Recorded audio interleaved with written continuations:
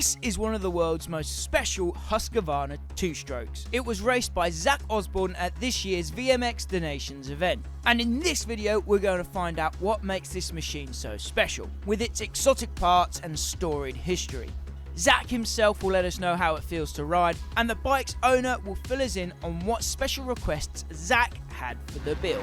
Of course, we'll also see the machine in action, and if you stay until the very end, I've also got another very special World Championship winning surprise for you as well. So here we are at Foxhills, and we've got another stunning bike in front of us. This is Sunny Me Harris, and this is your build for this year's event.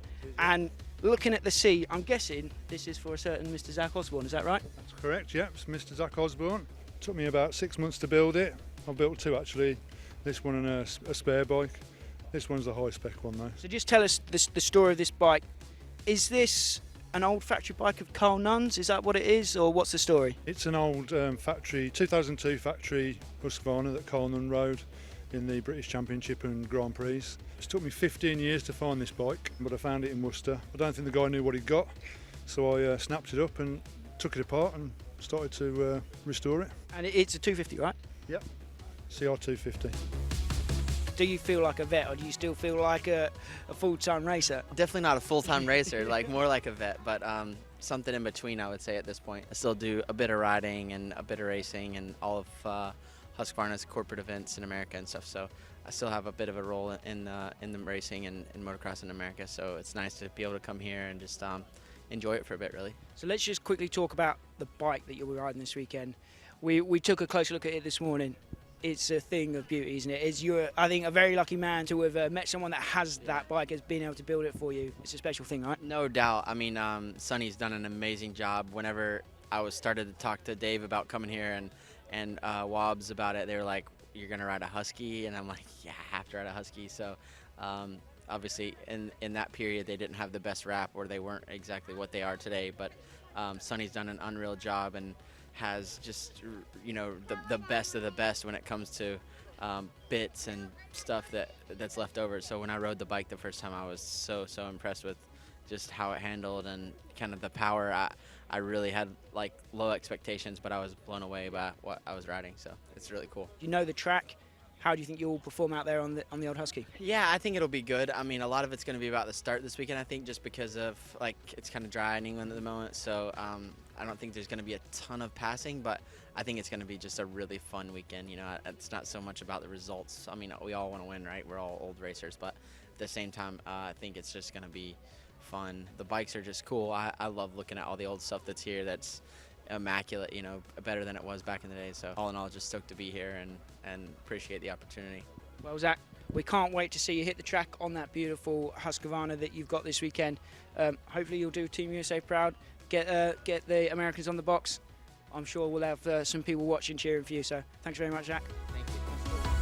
When did you know you was going to build it for Zach for this race? About January, February time, Rob called me up and said, "Have I got one?" And I said yes. And he said, "Would you mind building one for Zach?" And I said yes, no problem, I'll build it for him. Design requirements, he wanted a low seat, as you can see.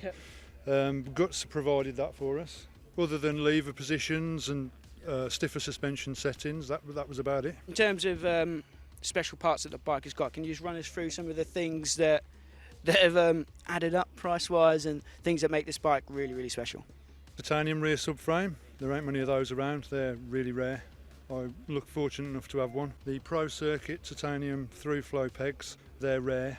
I managed to find a brand new set of those. Factory rear caliper, loads of carbon parts, obviously cylinders been ported and stuff, V-force reed valve, factory head, factory spark plugs from NGK. It's an original 2C exhaust pipe that was used back in the day. The factory Marzocchi 50mm forks, also rare. There wasn't really a factory shop per se. Saks just sent a box full of parts, different parts, and we just had to make up and sort of test them, and whatever they like, the riders like best, we ran with. It's literally it's a workshop, and there's obviously the titanium and the factory crank and the factory gearbox and all the rest of the stuff. I'm guessing like even finding plastics and stuff for a bike like this is difficult. I've had to have some of the stuff made. Yeah. Clutch basket I had to have made. Some of the plastics I've had to have remade because you just can't get them anymore. especially the blue rear fender and the blue front plate and the blue fork guards, they're like non-existent.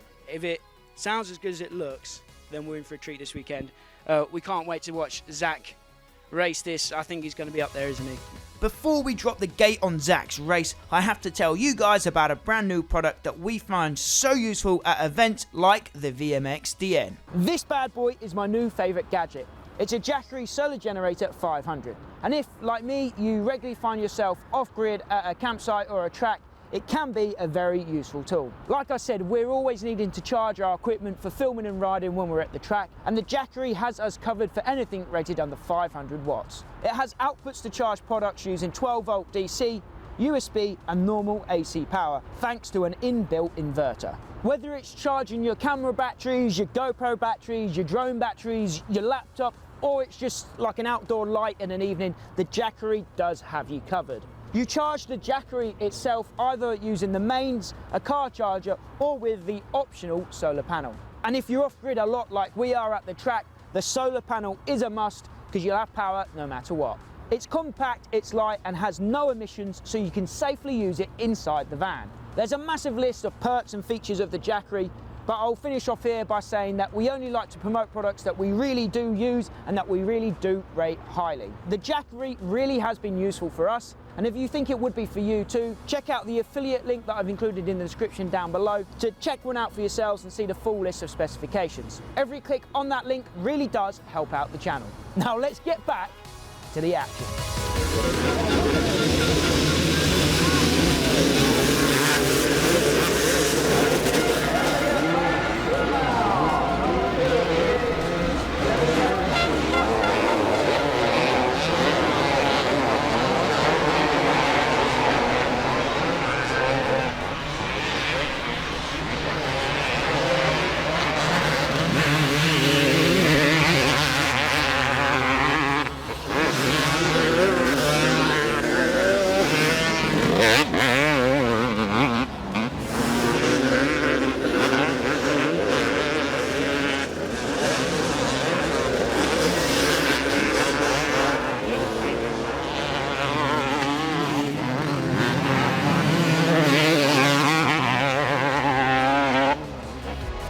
Despite being slightly outgunned by the YZ250s of his teammates and the CR500s of his rivals, Zach rode valiantly all weekend long to help Team USA reach the top step of the VMXDN podium.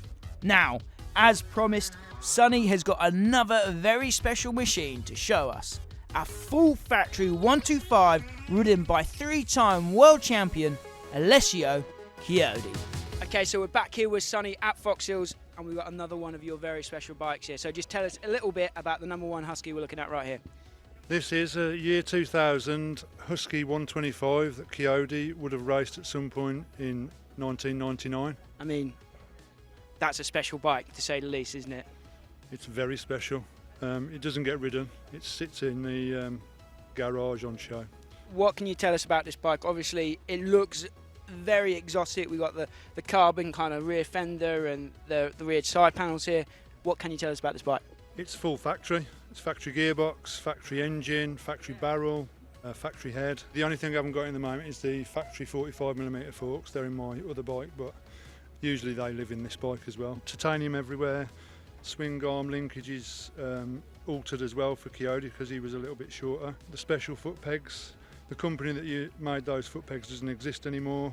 Magnesium hubs, factory magnesium hubs, magnesium cases on the engine.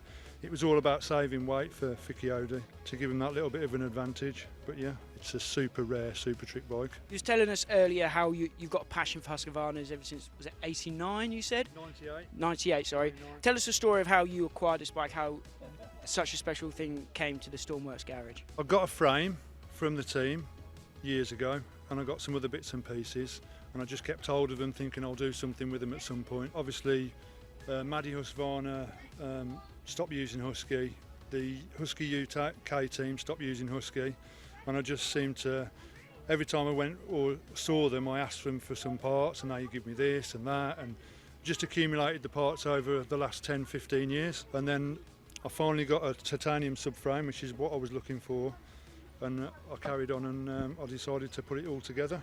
So yeah, painstaking. It's took me about 2 years to do, but I've got pretty much every detail correct. Chiodi's helped me out a lot as well.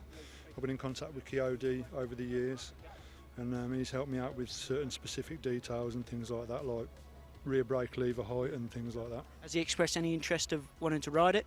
Yeah, I was supposed to arrange to go over to Italy for him to have a go on it, and then COVID came, and it sort of that put a stop to that, and then I just haven't had a chance to get out there or go and see him again since. You don't have to answer this if you don't want to, but a rare specimen like this, what's a price tag on this, or is it priceless? It's priceless to me. It's priceless. The only person I'd let ride it is Chiodi. It's as simple as that. I might have a go on it myself once he's ridden it, but yeah, other than that, it's priceless. Belongs in a museum, doesn't it? Sonny, thanks again. Thanks for showing us your ride. Thank you. Awesome. Thanks for watching, guys. I hope you enjoyed this video. If you've got a bike with an awesome story and you want to see it featured on the channel, please do shoot me a message on Instagram at 1MinuteMoto. We'd love to have you on. As always, guys, my name is Max. This is 999 Laser. Until next time, I'll see you at the track.